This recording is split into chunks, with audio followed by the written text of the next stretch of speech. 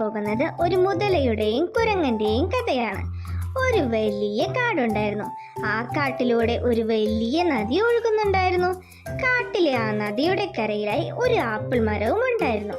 ഈ ആപ്പിൾ മരത്തിലായിരുന്നു ഒരു കുരങ്ങൻ ജീവിച്ചിരുന്നത്. അവൻ ഒറ്റയ്ക്കായിരുന്നു അവിടെ താമസിച്ചു വന്നിരുന്നത്. അവനാണെങ്കിൽ ഒരു പാവമായിരുന്നു. ആപ്പിൾ മരത്തിൽ നിന്നും ആപ്പിളുകളും ഭക്ഷിച്ച് അവൻ സന്തോഷത്തോടെ അവിടെ കഴിഞ്ഞു. അതേസമയം പുഴയുടെ മറ്റൊരിടത്തായി ഒരു മുതല ജീവിച്ചിരുന്നു. ഒരു ദിവസം മുതലയാണിൽ വിശന്നു വലഞ്ഞു ഭക്ഷണമൊന്നും കിട്ടാതെ അലഞ്ഞു നടക്കുകയായിരുന്നു. അവൻ ആഹാരം അന്വേഷിച്ച് ഒരുപാട് അലഞ്ഞു. ഒടുവിൽ മുതല ആപ്പിൾ മരത്തിന്റെ അടുത്തായി എത്തിച്ചേർന്നു.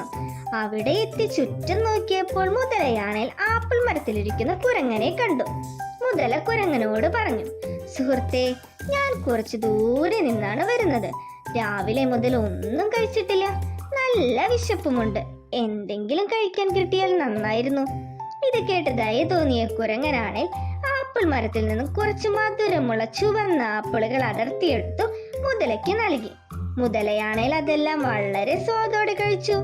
മുതലയാണേൽ ആപ്പിൾ കഴിച്ചു തീർന്നതും വിശന്നു തളർന്നു വന്ന് തനിക്ക് ആഹാരം നൽകിയതിന് കുരങ്ങനോട് ഒരുപാട് നന്ദി പറഞ്ഞു. കുരങ്ങനാണേൽ വീണ്ടും ആപ്പിൾ മുതലയ്ക്ക് നൽകിയ ശേഷം പറഞ്ഞു, ഈ മരത്തിൽ ഒരുപാട് ആപ്പിളുണ്ട്. നീ മതിയാവോളം കഴിച്ചോളൂ. ഇരുവരും അങ്ങനെ നല്ല സുഹൃത്തുക്കളായി മാറി. കുരങ്ങനാണേൽ മുതലയ്ക്ക് കൊണ്ടുപോകാനായി ഒരുപാട് ആപ്പിൾ നൽകി. മുതലയാണേൽ ആ ആപ്പിൾ എല്ലാം കൊണ്ട് കുരങ്ങനോട് യാത്ര പറഞ്ഞു മടങ്ങി. മുതല പോയതും കുരങ്ങൻ ചിന്തിച്ചു, ഒടുവിൽ എനിക്ക് നല്ലൊരു സുഹൃത്തിനെ തന്നെ ലഭിച്ചു.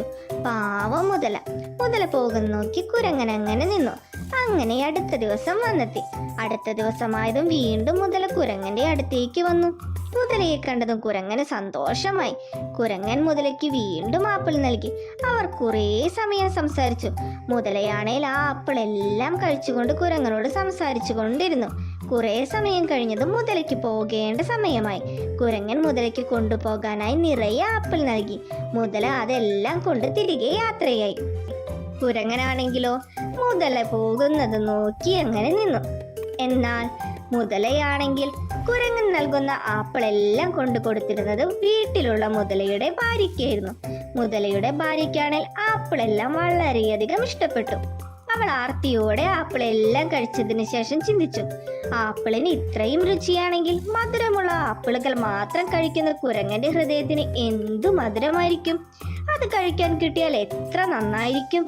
ഇതെല്ലാം മനസ്സിൽ ഒളിപ്പിച്ചുകൊണ്ട് കുരങ്ങനെ വീട്ടിലേക്ക് ക്ഷണിക്കാനായി അവൾ മുതലയോട് ആവശ്യപ്പെട്ടു.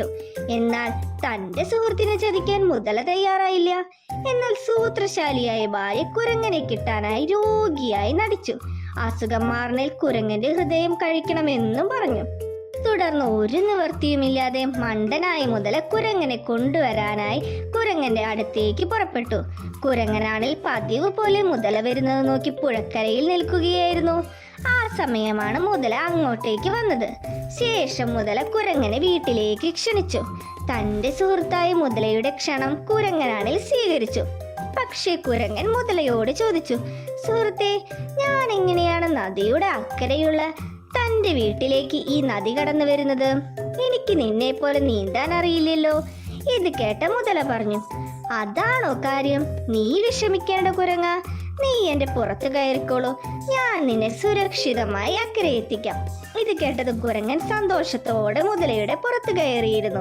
മുതല കുരങ്ങനെയും പുറത്ത് വെച്ച് നദിയിലൂടെ യാത്ര തിരിച്ചു അക്കരയ്ക്ക്. അങ്ങനെ കുറേ ദൂരം അവർ നദിയിലൂടെ യാത്ര ചെയ്തുകൊണ്ടിരുന്നു.